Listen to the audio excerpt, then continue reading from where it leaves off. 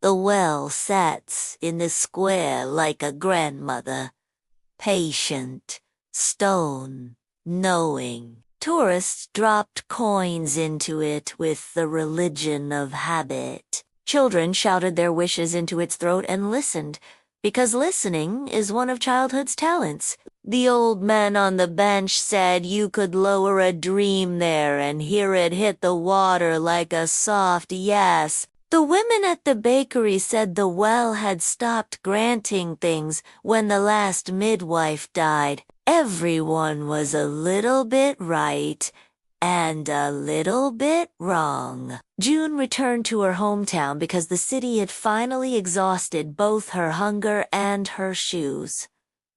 She rented a room above the florist.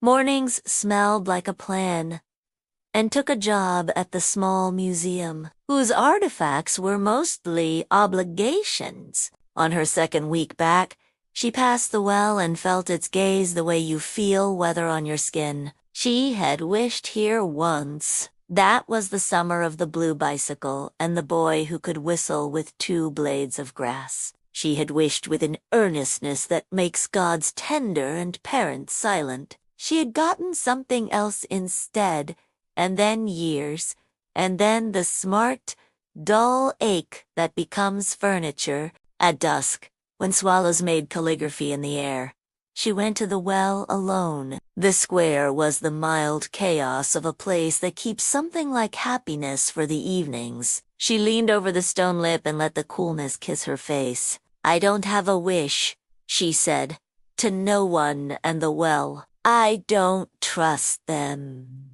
The well did not ask for a coin. It never had. Not really. Wishes are a commerce. The well was a library. "Fine," she whispered, because bravery often looks like muttering. "I don't want him back. I want the part of me that left with him." Her voice surprised her, honest as a bruise. "Or if I can't have that, then show me where to stand so the wind feels like mine again." Something shifted.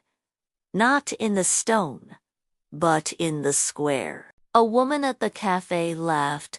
A baby hiccuped perfectly. A dog lay down in the exact shape of trust. June felt the well offer something that wasn't a gift and wasn't a lesson. It was a direction. The next afternoon, a boy arrived at the museum with a shoebox. Inside, a tin soldier missing an arm, a photograph of a parade from the year the town thought it had become a city, and a pressed sprig of thyme with a ribbon faded to the color of almost lemon. "They're my grandmother's," he said. "She died." She used to say, "History is just the town trying to remember its own voice." June arranged the objects in a small case. She wrote the card with the kind of attention you use to shell peas. The thyme made the room smell like patience. Visitors stood longer than such a small exhibit deserved to be stood for. A man cried and wiped his face like he was washing it.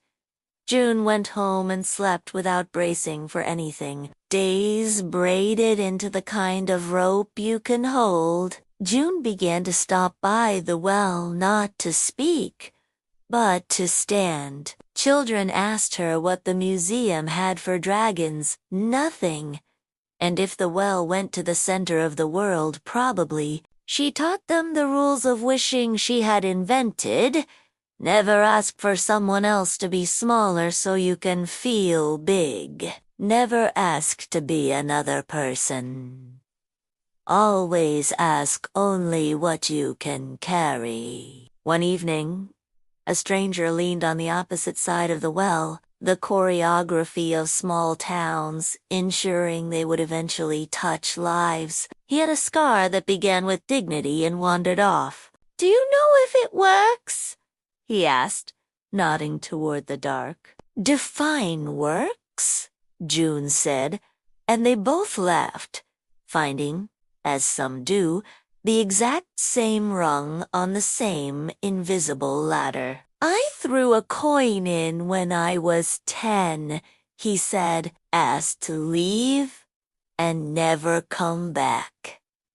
I did one of those things, and then I learned never is a long time to be right." They spoke until the square agreed to be nice. He told her about names that didn't fit and jobs that fit too well. She told him about the museum, the time, an armless soldier who somehow saluted anyway. They did not exchange numbers because two people can know the difference between a scene in a movie and a beginning. At home, June found a small dampness in her palm she hadn't known she was carrying. It smelled faintly of stone and the unambitious joy of things being as they are.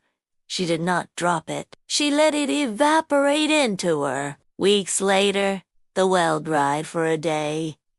A drought's brief sermon. People complained with the sincerity of those who love their rituals. June climbed down the steps carved into the inside when the well had been younger. At the bottom, she sat back against the cool wall and listened. It wasn't empty. The air held the weight of voices that had never thought they mattered. She stood and spoke softly into the hollow. "I am not wishing. I am promising to stay until I can name the way the light looks this afternoon without thinking of the yesterdays it reminds me of." The next morning, water returned, unbothered by drama. Children threw in bread for the idea of fish. The stranger returned. Or maybe it was someone who would be a stranger if they refused to talk. June knew then that the well's magic wasn't in giving you what you wanted. It was in asking a better question until your want became something kind of. She stopped bringing coins. She brought names of people, of plants, of colors that live between colors. She offered them like a librarian stamping returns. Here, and here is one more. The well kept them the way reliable things keep things.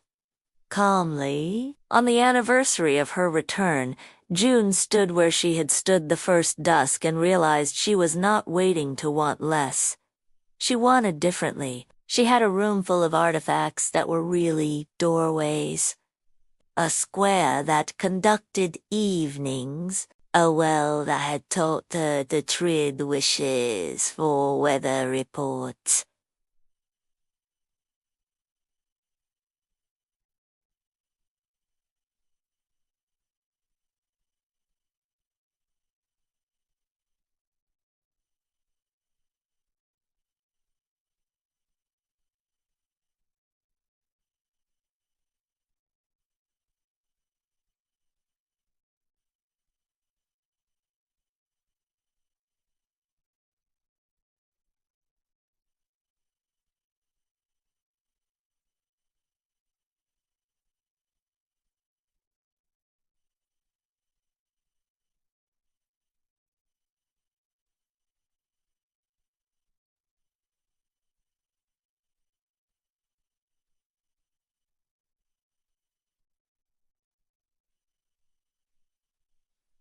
When tourists asked, she told them the truth.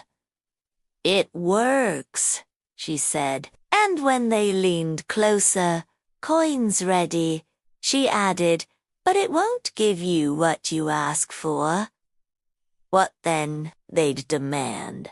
Disappointed as only people are who think magic owes them an invoice. "What you truly need," she said, and pointed not at the water, but at the benches, the bakery, the small museum, the sky. Closing quote. Sometimes you don't get what you ask for. but what you truly need.